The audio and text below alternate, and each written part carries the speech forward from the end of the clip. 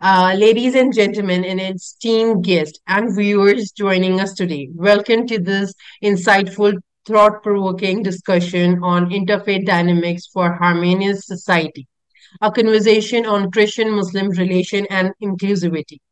I am your host, Zehra, and we are honored to have you today, an amazing scholar, Dr. Georgina Jardim, a highly qualified scholar with a PhD and research associate from the University of Gloucestershire, currently serving as a senior fellow at CMCS Center for Muslim and Christian Studies, Oxford. Dr. Jardin's research focuses on particular fascinating and crucial intersection, the studies of female character in the Quran from the Christian perspective. Her academic journey has been marked by a deep commitment to understanding and promoting interfaith dialogue and inclusivity. Her work centers on the exploration of shared narrative, values, and lesson found within a Quran and the Bible, and the profound impact these texts have on intersection of religion and women's studies. Today, we have a privilege of delivering onto her expertise and insight on this topic. We are engaging a meaningful conversation about building harmonious society through Christian and Muslims relation forecasting diversity and inclusivity. Without further ado, please join me welcoming Dr. Georgina Jardim to this enlightening discussion. Dr. Georgina, thank you for being today with us and thank you for sharing your insight with us today. It's my pleasure. I'm really privileged to be here. Thank you so much. So, my very first question is, can you share your insight onto the significance of interfaith dynamics in forecasting harmonious society, particularly in the context of Christian-Muslim relationships? I think the first thing I would like to say is that harmonious societies are ones that are hospitable. That means the sharing of time and resources with one another. And the Islam and Christianity have very well developed codes or traditions of hospitality that take in the stranger and care for the widow and the orphan. Now, these codes can extend to those of other faiths, but sometimes they're also part of the problem, where cultures emphasize religion to exclude those of other faiths.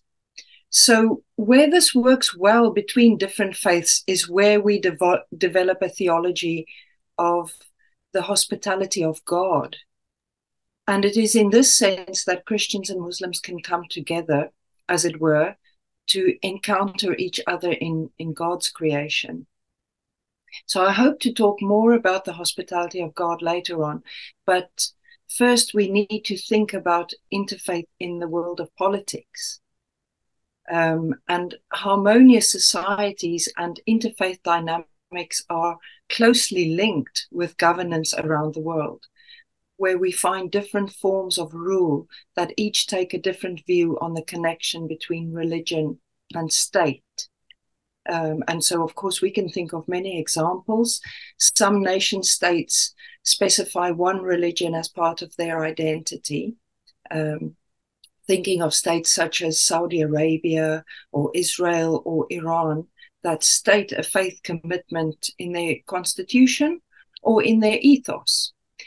Britain, where I'm based at the moment, is another example of a nation that retains the established Christian church in its government.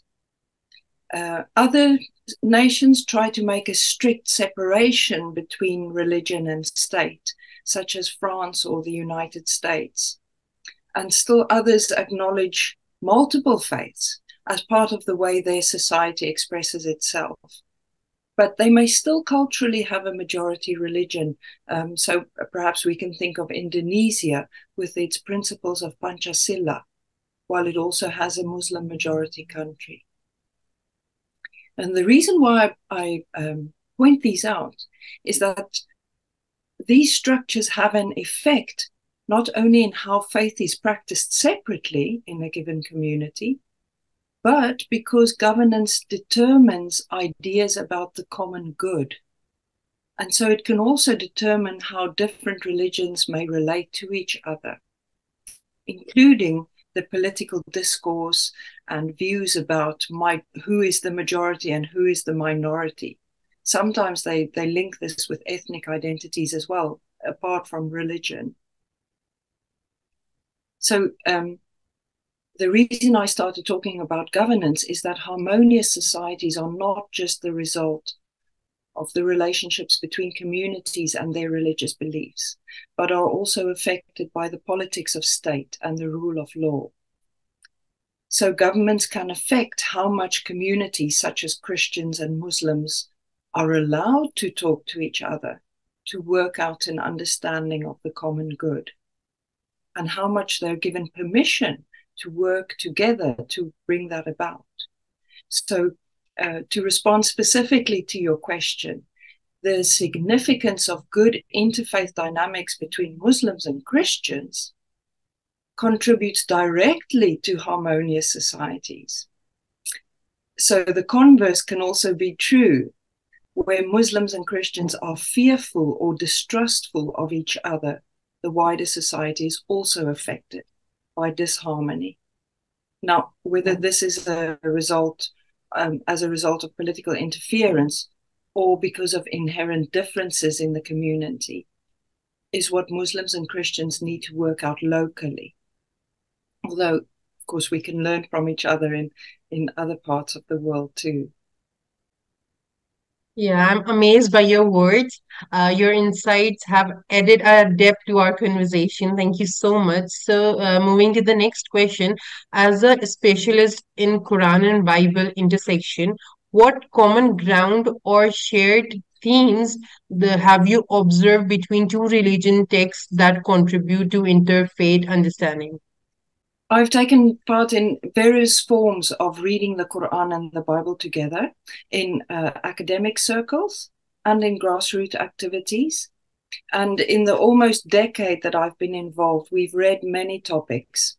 For example, shared characters like Abraham or Hagar, Mary or Jesus. Or we've read about theological concepts such as sin, or forgiveness, or idolatry, or we've discussed what our texts have to say about practices like pilgrimage and prayer and worship. Now, what we've often found is that we start from a point of commonality, the shared character or the concept. And we think that we're talking about the same thing.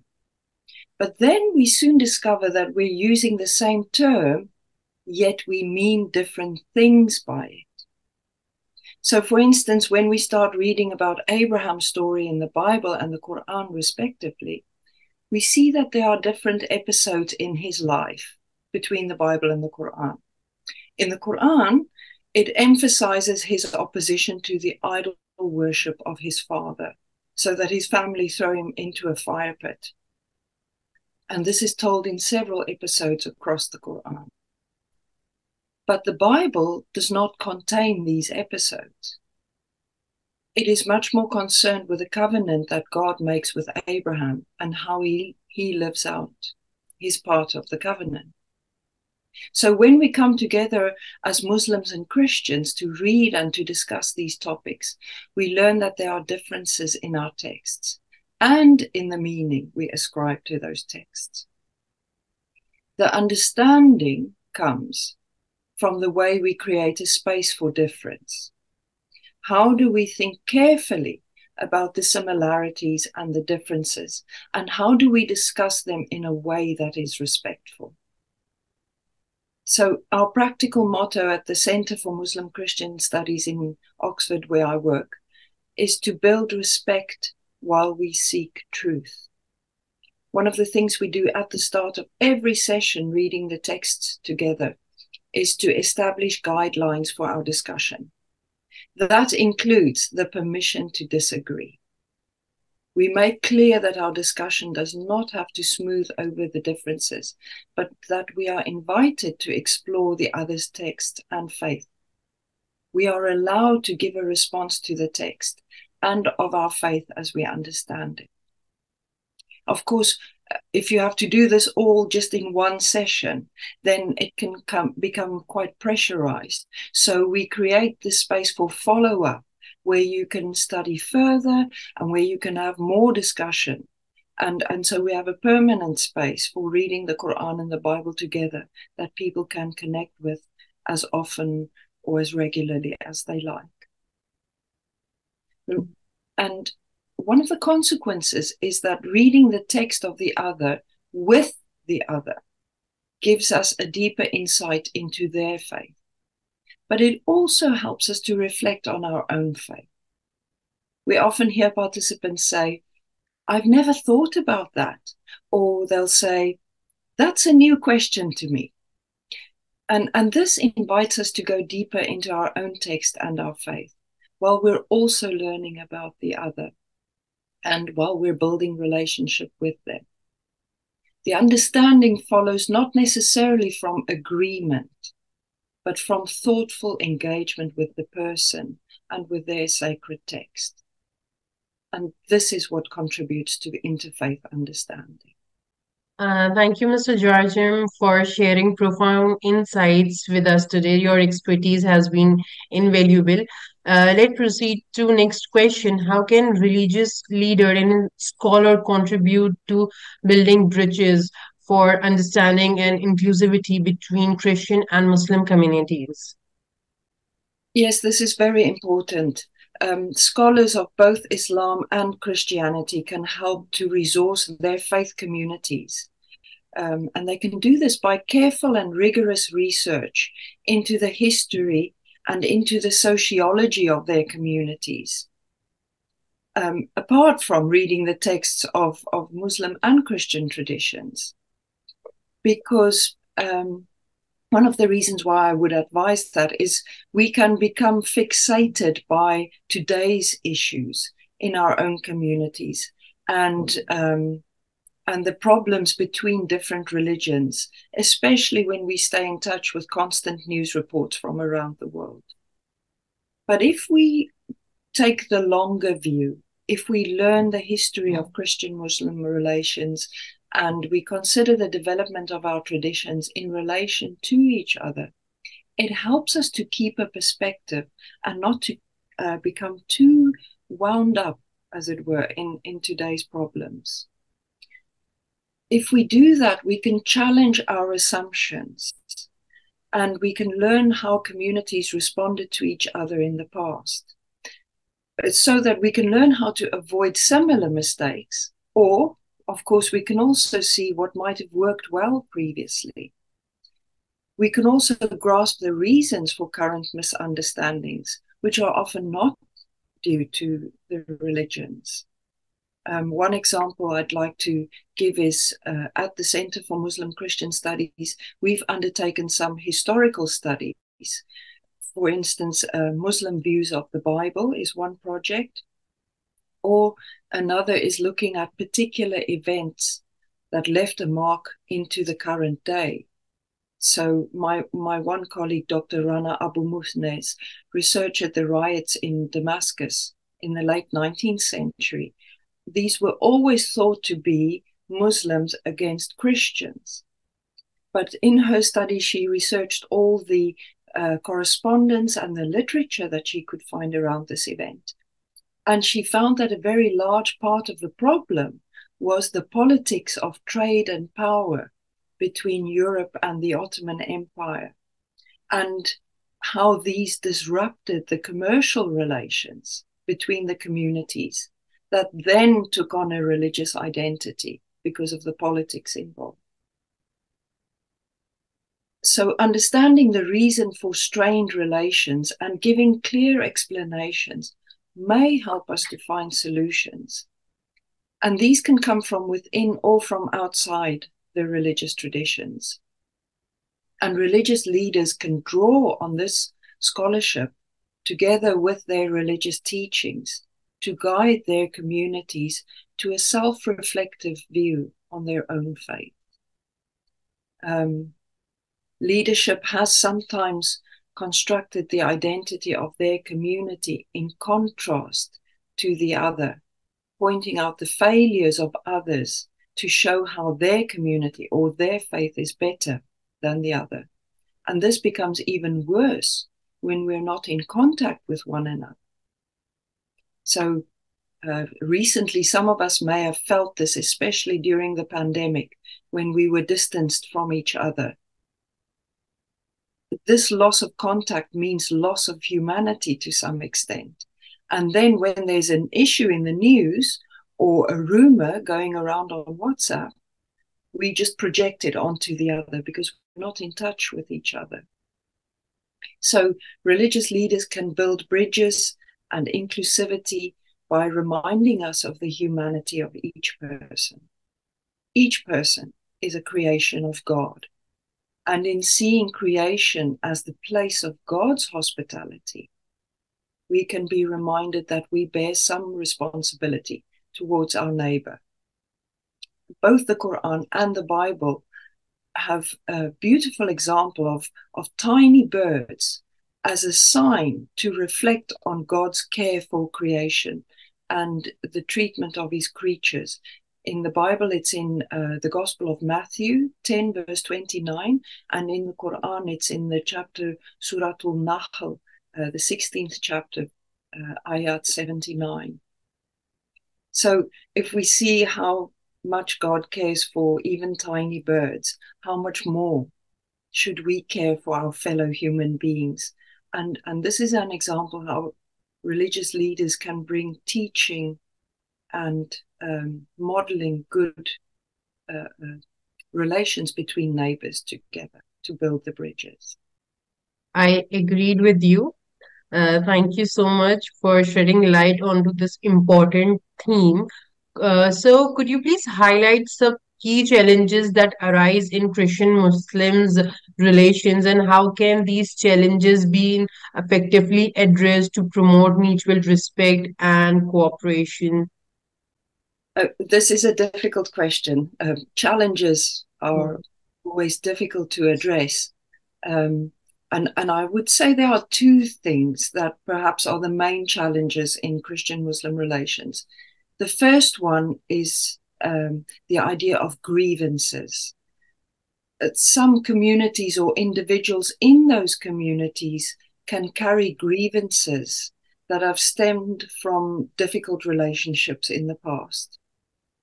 And of course, this can be on a global or on a local scale that stretch far back into history. We can just think of territorial claims in the past over cities such as Jerusalem or Constantinople, which is now Istanbul, or Cairo, or we can think of historical events such as the medieval Crusades or the Muslim conquest of Spain. More recently, the end of the Ottoman Empire and colonialism. And in the very recent past, extremist attacks on each other's places of worship. So if we look at these things, as I said previously, we can see that they were very often driven by political aims rather than religious difference. Yet they established narratives and views of each other that developed into long-standing mistrust between Christians and Muslims.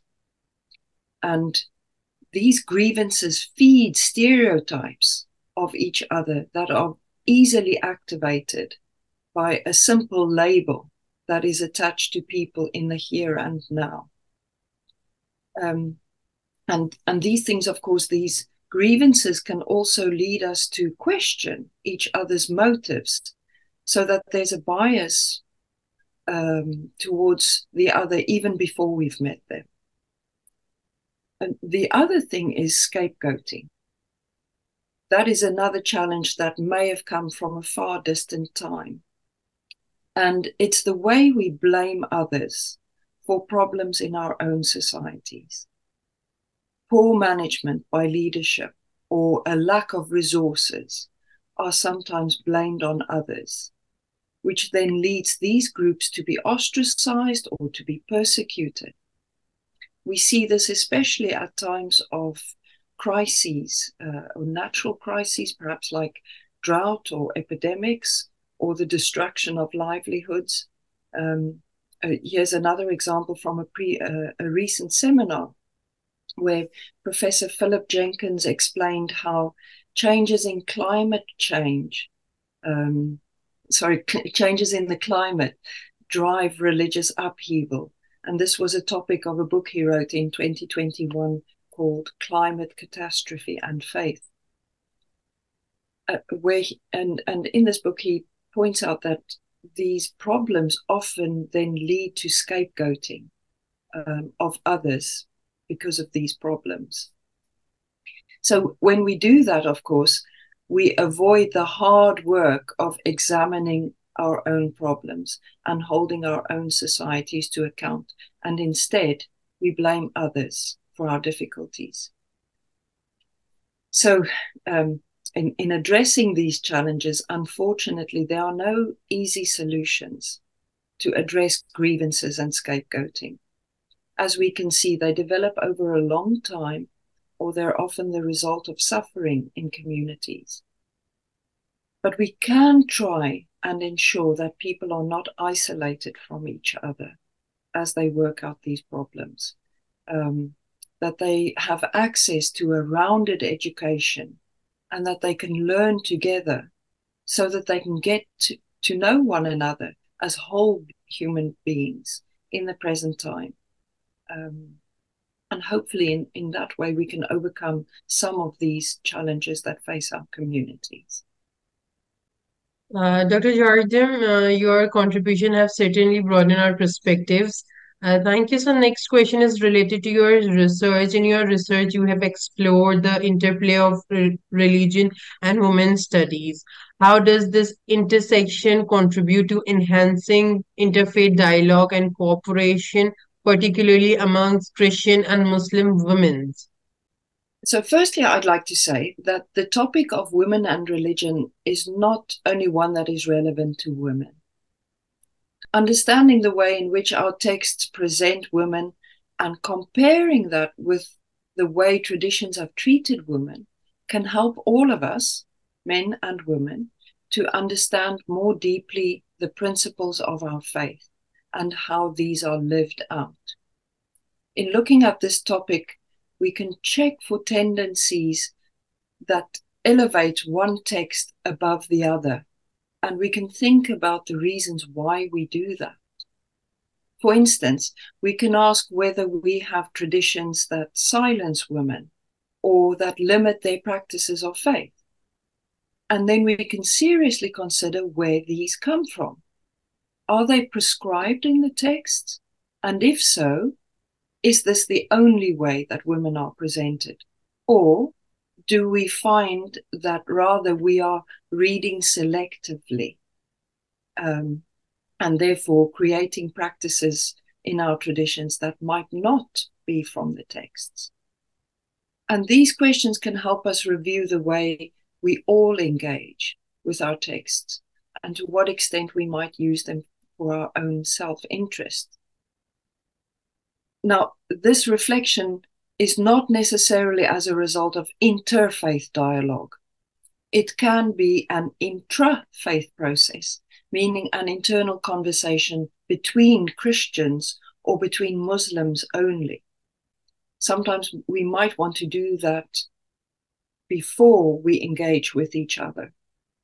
And then interfaith dialogue and cooperation can provide the opportunities to think about which part of our practices and beliefs are cultural and which part is scripturally prescribed.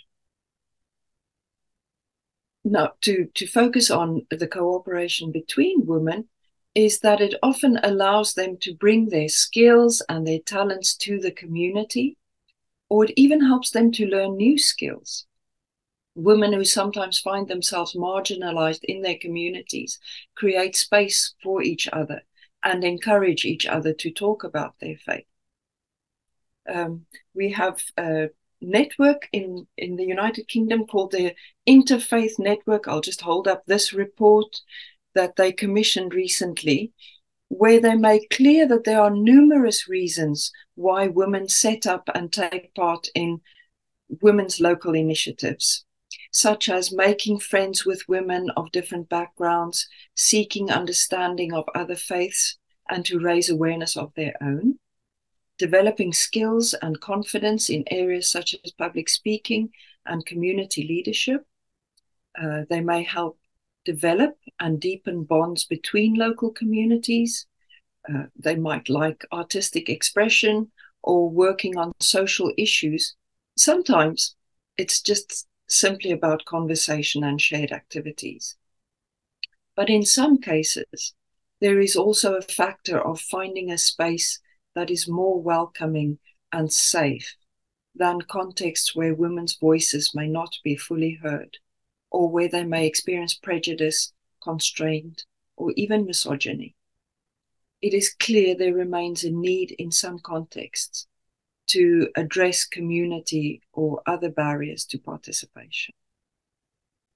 I agreed with you. Your insight has been instrumental in advancing our understanding on this complex topic and issue. Thank you for your contribution. So, could you please share some examples of successful interfaith initiative that have lead to positive outcomes and strengthen relations between Christian and Muslim communities? Oh, I sometimes wish we could find someone who would look at all the positive activities across the world, because there are many. Yeah. Unfortunately, we often focus on the negative, but there are many examples of positive working. I'll just mention a few that I'm aware of, and I hope that perhaps this conversation allows people to think of the positive Yeah. things that work in their areas. So where I work from here in Britain, there are several positive initiatives.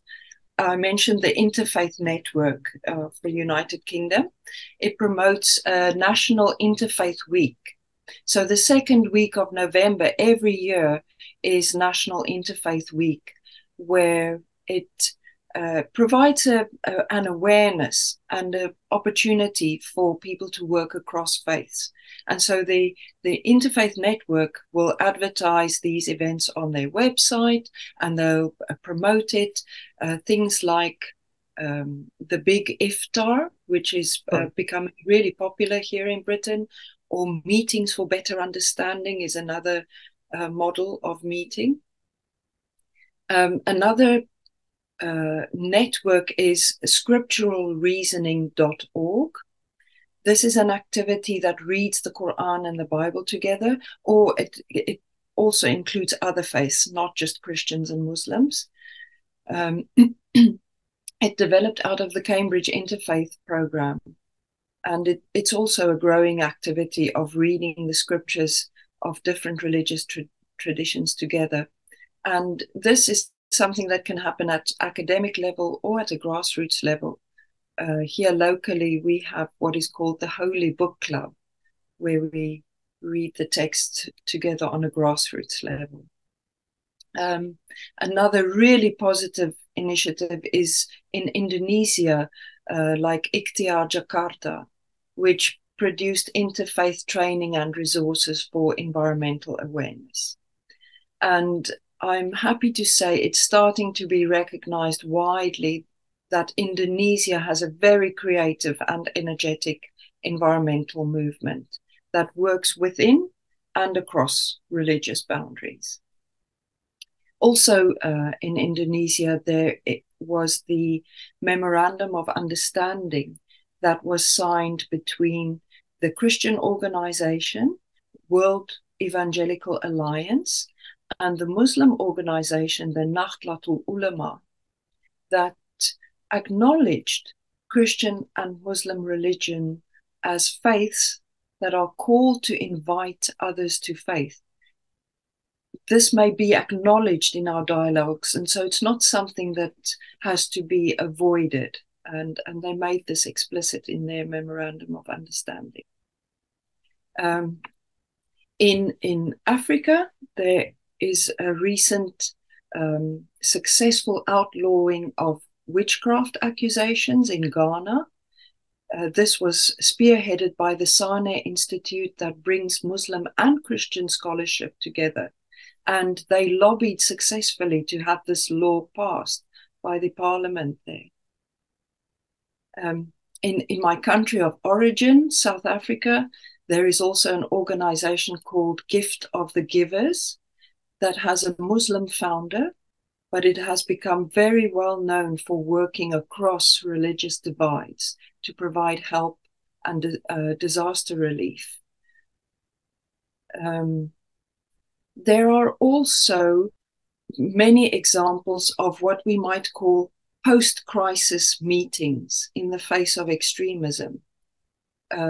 Here in Britain, we can think of local collaboration after extremist attacks, such as the Manchester Arena bombing or the Birmingham mosque attack. So there are various initiatives and reasons why people might decide to collaborate. Good to hear all this. We appreciate your expertise and the knowledge you have shared. So, in your experience, how can educational institute play a role in promoting interfaith understanding amongst the student and the future generation? Yes, I'll just answer briefly that educational institutions like seminaries, universities, and schools can use an academic approach that gives students the language and the terminology to analyze and to compare religious traditions, which helps not only the religious students, but it can help non-religious students to understand religion better. And of course, religious students can learn to think more broadly about their own religious traditions. It's something we have here in the United Kingdom is chaplaincies, a very widely accepted practice of chaplaincy that can play a role in caring for the spiritual and mental health of all students. And interfaith dialogue may be a part of that, where we build connections between students and between staff to have conversations about faith while we are processing our academic learning. I think one of the things we have to acknowledge is that the present and the future generations live in a pluralistic world. They might live in a single community, but through the internet and through social media, they are in a pluralistic world. So they need to be equipped to manage religious differences well. And this is the role of educational institutions. Thank you for the informative and engaging view. So, the last question, what advice would you offer to the individuals who wish to actively engage in interfaith activities and contribute to building harmonious society within the diversity religion context? Far be it from me to give advice for every context, because I think one thing we do have to acknowledge is that each context will have its own challenges and opportunities. So there is no one-size-fits-all model for interfaith dialogue. For some, they may have been driven to interfaith dialogue through crisis because their communities may be destroyed if they don't do it. For others, it may be because of a shared concern or a wish to improve community cohesion. Either way, interfaith dialogue works most deeply when it grows out of the community and is not imposed on it from above. So my advice would be, whatever your situation, to see the shared humanity of others and to consider how we can help our society to flourish. The way that we can do this is to remember that we are all guests in God's creation. If we can help each other across faiths to remember that, then interfaith dialogue and activity not only leads to flourishing societies, but to flourishing creation as well. Thank you, Dr. Jardim, for sharing wealth of knowledge and expertise with us today. as our insightful conversation with doctors come to an end, so I would like to express our deepest gratitude to her. It has been a truly enlightening discussion that has shed light on importance of interfaith dynamics and inclusivity in our society. In a world where understanding and respect amongst different faith and culture are more critical than ever, Dr. Jardim's work reminds us all overlaps that bind us together and important for forecasting harmonious society. We hope today's talk has made you feel inspired and just it has for all of us. We encourage everyone to keep learning about the beliefs and being exclusive in their own ways. Once again, a heartfelt gratitude to Dr. Georgina Jardim and to the audience. This concludes our conversation today. We're looking forward to engaging in more enlightening conversation with you in the future. Goodbye. Take care. Thank you very much for hosting me. I appreciate that. Thank you so much for your time. Goodbye. Take care. Have a good day. Bye-bye.